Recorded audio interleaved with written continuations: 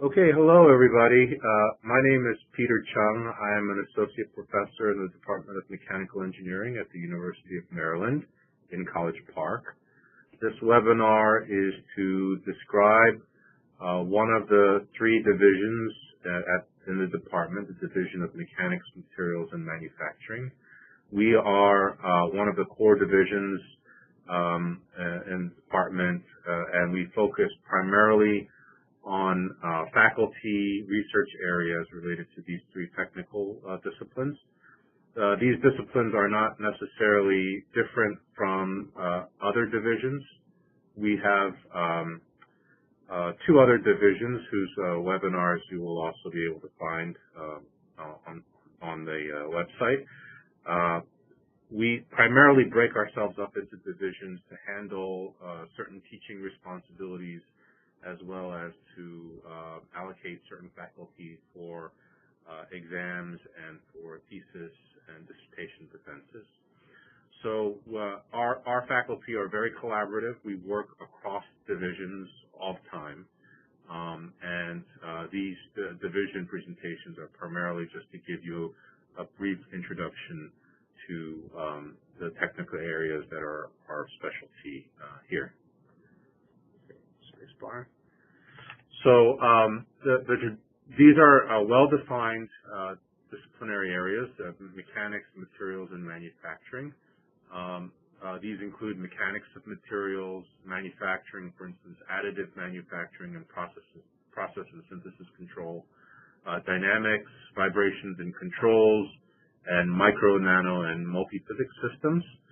The research that we perform is across very many different other disciplines that are related to these fields. For instance, we do research in physics and chemistry, as well as design and reliability analysis using statistics and machine learning. So although our research areas are focused on these four boxes, we are often employers or collaborators with research topics and skills and toolkits that are far beyond the fields that are described here. If you're wondering what all this means in terms of classic mechanical engineering, all the classic mechanical engineering areas are still very important to us. So to use the phrase nuts and bolts, we're still doing the nuts and bolts of mechanical engineering. Everything from the failure mechanisms associated with materials under extreme environments to the design of new kinds of materials with certain kinds of functionality, the approaches to fabricate these materials, to synthesize them and to process them into high-performance applications. We're quite a bit all over the place. So we also look, for instance, at dynamic failure mechanisms, as well as shock mechanisms. Those kinds of topics are generally of interest to the Department of Defense and the Department of Energy.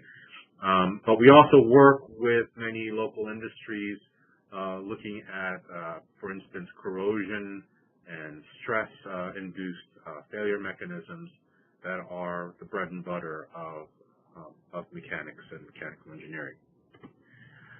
But like I said, we do quite a bit more than that now, and we often have to study fields and methods far beyond those that are of our classical interests. So we are often looking at material properties, material synthesis approaches, characterization methods, the means of measuring and quantifying materials performance, and also the methodologies for modeling these materials. The reason why all of these different areas can be so varied in their specializations and specific technical topics is because their applications are so multifaceted. You can have anything from defense materials, where you're looking at the effects of shock and blast, to looking at healthcare materials, materials that have to be safe for human contact, as well as be responsive to the typical forces that are exerted by humans.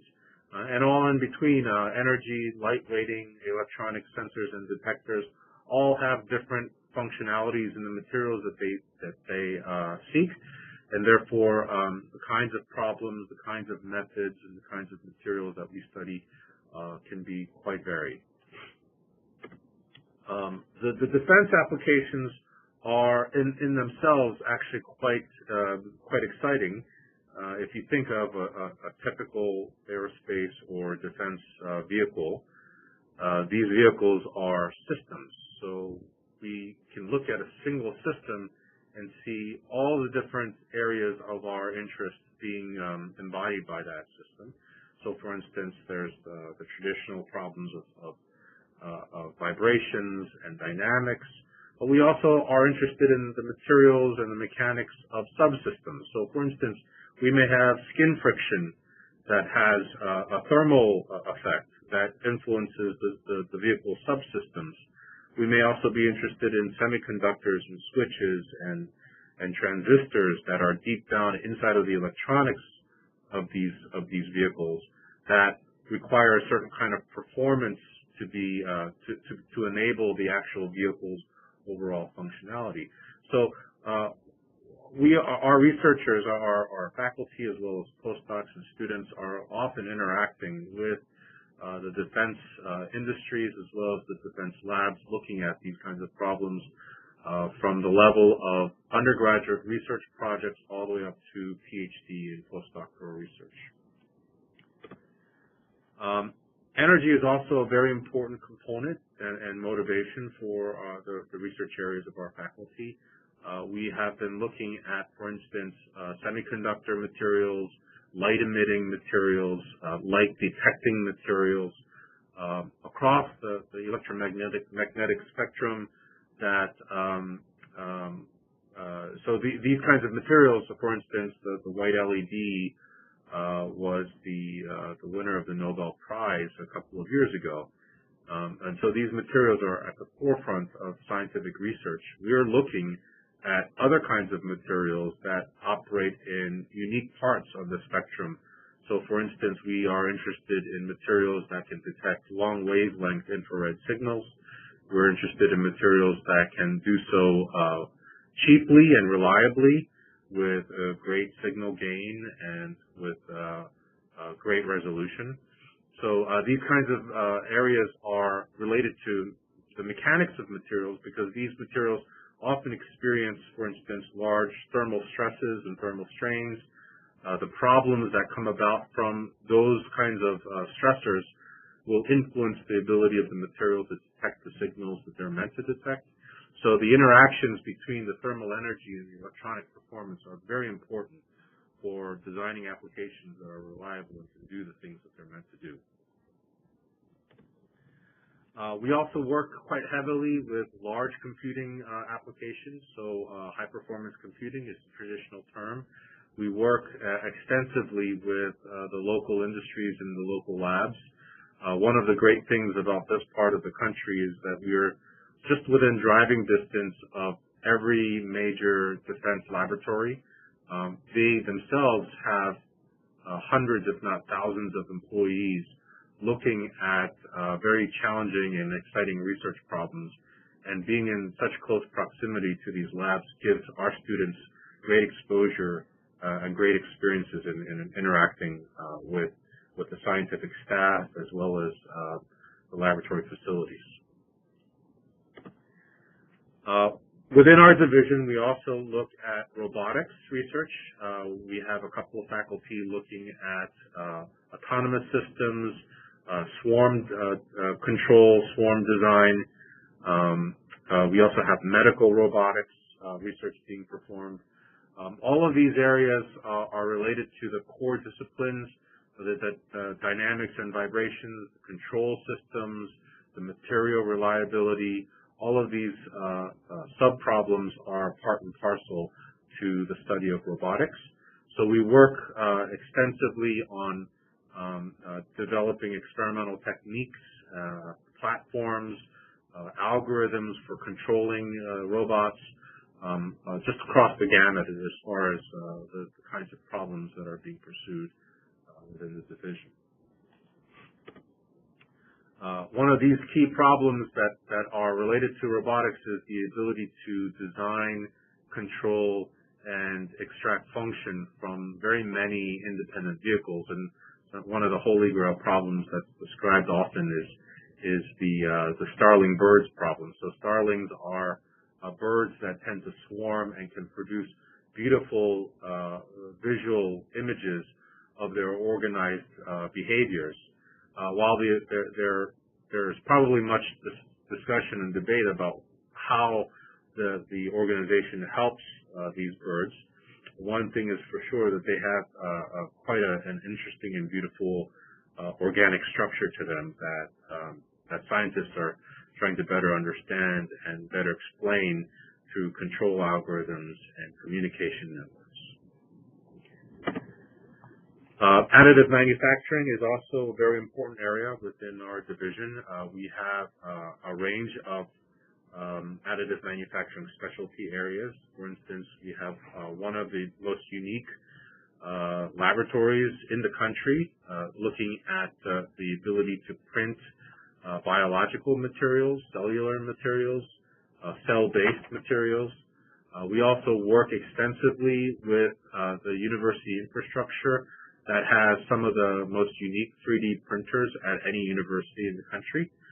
So we are working heavily in applying those kinds of technologies as well as the laboratory facilities to new kinds of devices, new kinds of materials, to extract new kinds of functionalities, especially those that are of interest to some of the federal research sponsors of research and the local labs. To go through some specifics, we have roughly 16 faculty in this division. The total department has 47 total faculty, but that could change on any given day. Our chair and professor is Balakumar Balachandran. Professor Balachandran works primarily in nonlinear phenomena and dynamics and vibrations. He works in his recent tasks has worked in understanding the use of instabilities in drill strings to better control their performance. Professor Brock is currently an associate dean in the College of Engineering, but works extensively in functionally graded materials. He is one of the originators of something called DIC, digital image correlation, which is the de facto standard method for studying the deformation of materials in compliant structures. Professor Boz is our resident expert in smart materials and smart systems. He's just recently written a book, authoritative book, on the control of vibrations and noise, and he works with metamaterials, metamaterial systems in controlling RF signals and electromagnetic signals in the atmosphere. Professor Chopra is our expert on control theory and works extensively in the control of autonomous unmanned vehicles, particularly those that are many in number, often in swarms. So he looks at synchronization theory, borrowing from the theory that has been learned from the motion of schools of fish. I myself work in computational sciences. I work with any kind of problem that can benefit from the use of very large computers to solve. So we work on machine learning and mechanics and materials. We are currently working on approaches with the Department of Navy to design new kinds of molecules that can have very important functionalities for system-level applications. The molecules are actually designed using artificial intelligence techniques. Professor Don DeVoe is our expert on microelectromechanical systems and works with micromotors and microfluidic systems. He has been developing techniques and materials and systems that can be used for very rapid detection of bloodborne illnesses, for medical applications. Dr. Dasgupta is an expert in multi-scale mechanics and studies multifunctional materials. He works extensively with CALS, which is the Center for Advanced Life Cycle Engineering, working on understanding the failure mechanisms and the reliability of microelectromechanical systems, particularly for electronic packaging. Professor Yancy Diaz-Mercado is one of the newest additions to the department. He works in very advanced algorithms for controlling and coordinating the movement and behaviors of multiple autonomous vehicles and autonomous systems. He is an expert in control theory and studies human swarm interactions. So he looks at the problem of how do you get one person the ability to control perhaps thousands of vehicles all at once. Professor Forney is a former dean and a former department head.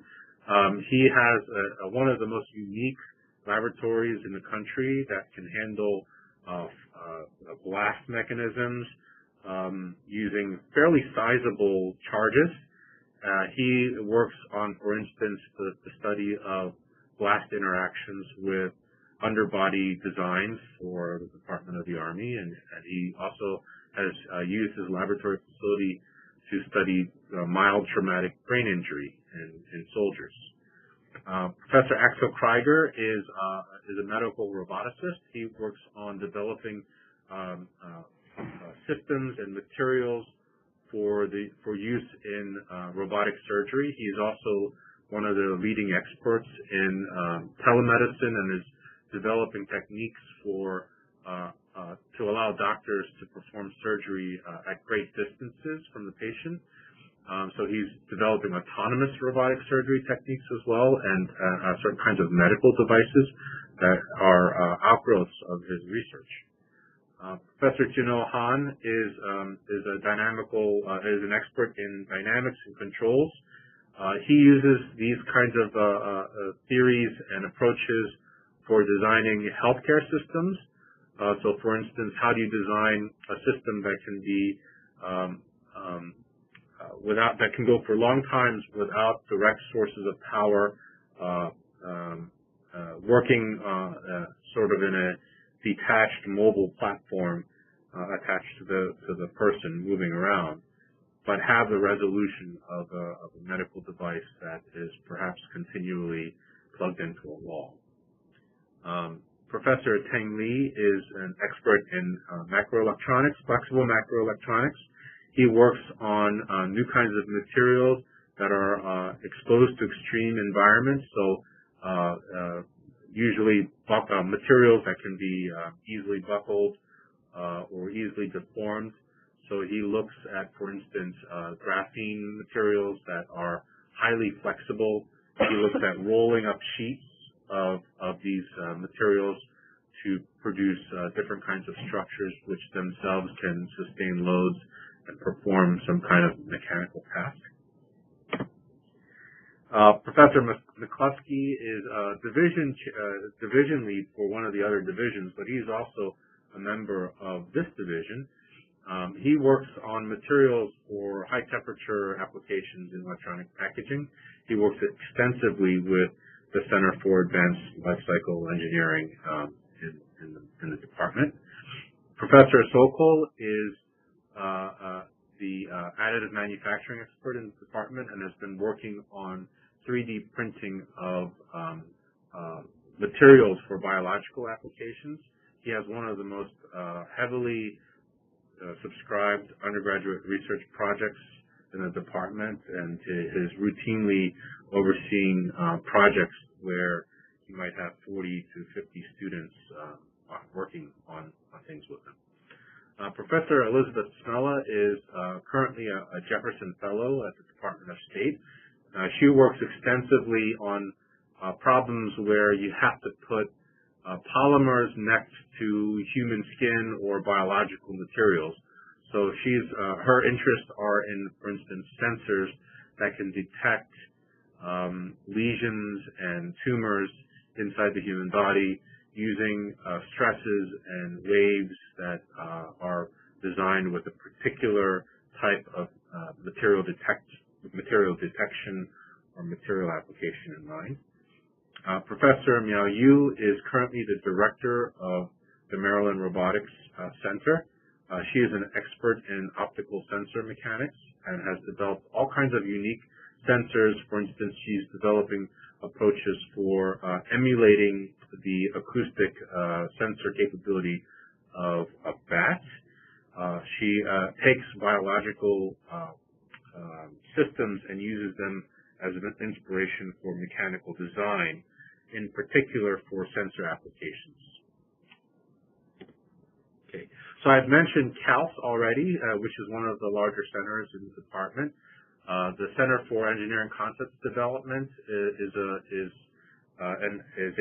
second incarnation of an earlier center that worked extensively with the development of energetic materials for the Department of Navy. It has now branched out and does a number of other things, including machine learning for defense applications, as well as looking at engineering as a mechanism for social change.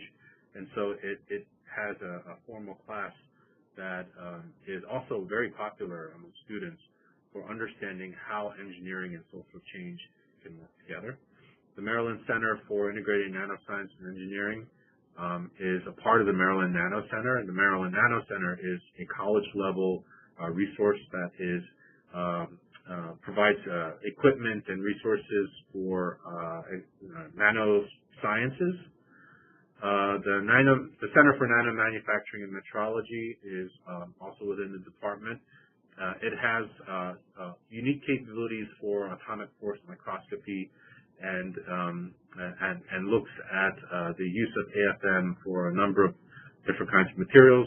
These kinds of facilities are often accessible by students and faculty within the department at very little to no cost for both research and teaching. The Maryland Robotics Center is the robotics center that's headed by Professor Miao Yu. It is one of the leading robotics centers in the country. It has a multidisciplinary faculty that looks at everything from ground to undersea to air vehicles that are autonomous and generally in nature. The Microsystems at Maryland Center is a research center that focuses on smart materials and devices, especially mechatronics and fabrication techniques for small-scale materials that can be used in mechanical devices.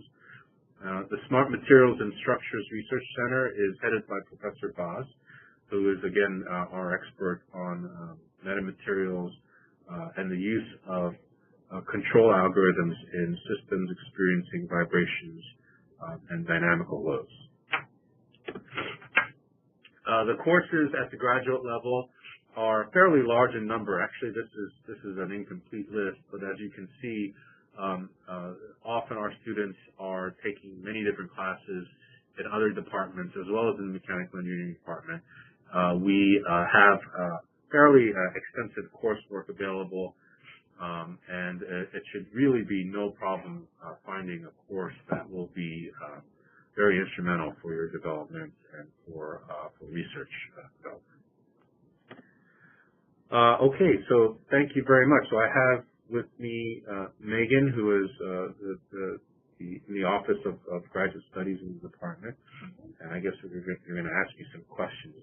Yes. Okay, as a proxy for what students might be asking. Yes. So, firstly, what do you think sets the University of Maryland apart from other programs, and then what is your division particularly exceptional at? So we have, I think one of the nice things about the College Park campus is its location inside of the Beltway near DC. Just for that reason alone, we have a large number of our students that are either continuing education students or seeking graduate degrees through our OAE program, but are full-time employees of the government in the local region. So we often have access to into what I believe to be the leading edge problems that are motivating scientists and faculty around the world. So we have first access to these problems. We're often talking with program managers as well as local leadership inside of the government. We are also collaborating with their bench researchers. Our students are often their bench researchers.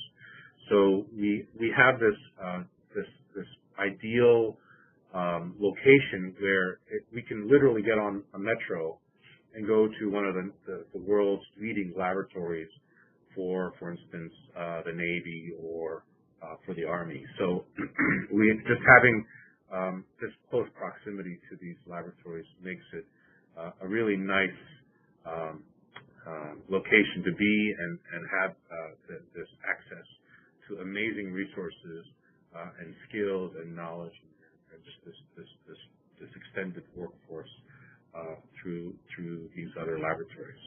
Now, within the division, because of our focus on mechanics and materials, as well as manufacturing, but certainly in mechanics and materials, we do work extensively with government programs. So we have one of the most interesting capabilities in having machine learning and its applicability to applications that keep soldiers safe, right? So we can develop algorithms. We have been developing algorithms. We have been developing materials and systems that have benefited from this current wave in artificial intelligence and machine learning. And so many of our students are being drawn into fairly lucrative positions, fairly high-paying positions, I should say, to be more specific, especially in this region where the government has a great demand for people who are trained in these approaches. Now, machine learning is a fad term, and artificial intelligence is a fad term. It's basically the use of rigorous mathematics and statistics for doing research. Right. If you're using these techniques, you're trained on how to use these techniques, you'll be in great demand in the local region. And people who are hiring in this region are generally looking for students who want to relocate to this place and be permanent here. Right. So the best employee, the pool of prospective employees are those who actually already live in the area. Sure. So just that has an amazing benefit for students who are coming out of our programs. And that especially is the case for this division because we do work on many problems that are very clear interest to the government offices nearby. Sure. So our students have this unique opportunity to not just work on the problems in the lab and think about it in some, kind of thought of what it might be like, but actually apply it in a real life situation. Sure. That's absolutely. In fact, our faculty are, because of our connectedness with these national thought leaders in the Army and in the Navy and NSF and NIST, we are working on problems that we know will have a great impact on actual problems that are that require solutions at these labs. So we're certainly we have our share of academic problems, but we also look at problems that may not necessarily have to be published, but have very, very practical applications in these places, in these laboratories. We also work extensively with engineering problems. So, for instance, CALS is the Center for Advanced Life Cycle Engineering, works extensively with local industries, actually not just local, national, looking at problems where there are unique failure mechanisms for electronic devices. CALS has some of the most rare experimental capabilities for emulating and simulating that failure mechanism. So many industries and companies come to the University of Maryland seeking students who are trained on these facilities because they need those people to be able to study their problems when they get to work wherever that might be.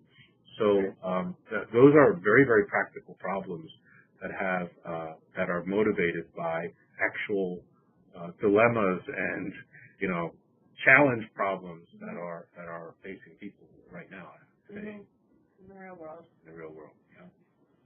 And then I guess just a final question, two-part question, I guess.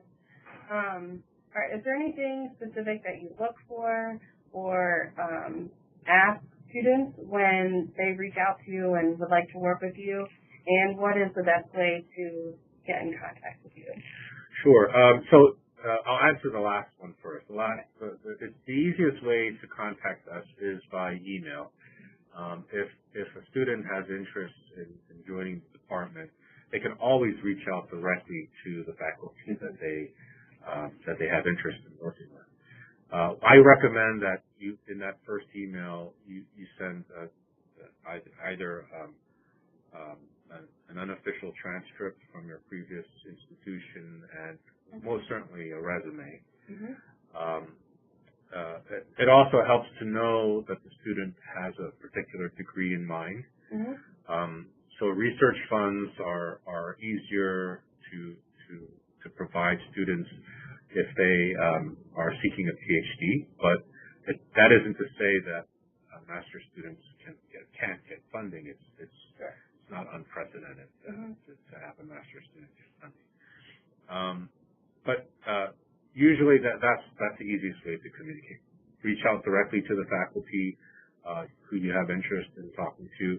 If you don't have a specific faculty member that you'd like to work with, but you just want to have admission to the department and maybe find faculty to work with in that first year, then they can always reach out to me. As a division lead, I'll help coordinate that. Okay. That's good to know. Now, as far as what we want from the students, I think students who are driven and have a certain plan in mind are the best kinds of students to work with. Keeping in mind that our department is very competitive, so we often get amazing applicants. We often have to turn away very large numbers of amazing applicants because it's so competitive. But we often will look for students who are research-minded, independent thinkers, critical thinkers, very, very strong backgrounds, academic backgrounds or work backgrounds. We often like students who come from a couple of years of experience in industry or a couple of years of experience in sort of service, whether it's a government position or a military position. So those kinds of students are very welcome. But we also have to keep in mind that that not every student who has great experiences turns out to be the best student, nor does the best academic student turn out to be the best graduate student. So it is a bit of a unclear, maybe non-linear process for evaluating incoming students. But the worst thing you can do is not apply, right? So unless you apply, it's very hard for us to evaluate and maybe even talk to you. We generally, I will say one thing, faculty are very reluctant to enter into an email discussion with anybody, let alone applicants who may or may not arrive at the university. So the best thing to do is maybe have that initial contact, share your information with the faculty. If the faculty responds, then great. If not, then that's not the end of the story or the end of any kind of interactions. Students can also, because our department is so large, there are so many great people to work with. You may have just caught up one faculty member on a bad day when they were out of the country or doing other things and couldn't respond, and we tend to get so many emails. It's hard to keep track of things. Should they email again then in that case? It will certainly help to be persistent. Again, we are flooded with emails, so it's just not possible to expect that we'll be responsive on everything. So that's usually the best way to do that, and I encourage it for persistence and having a clear idea of what a student wants. In particular, what degree they want, what kind of research they'd like to do. Have that in mind when you're talking to the faculty member. And don't be afraid of saying that those are the things that you enjoy doing, because then the faculty member will be a bit more knowledgeable in assessing your suitability or whether you're a good fit for his or her group. Right. Yeah, I think I answered that question. Yes. Yeah. I think that's everything. Okay. Yeah. Great. Thank you. Thank you very much. We hope to at least see your application, if not see you in person, as a response to this webinar. And you can always reach out to the graduate office with any questions at megrad@umd.edu.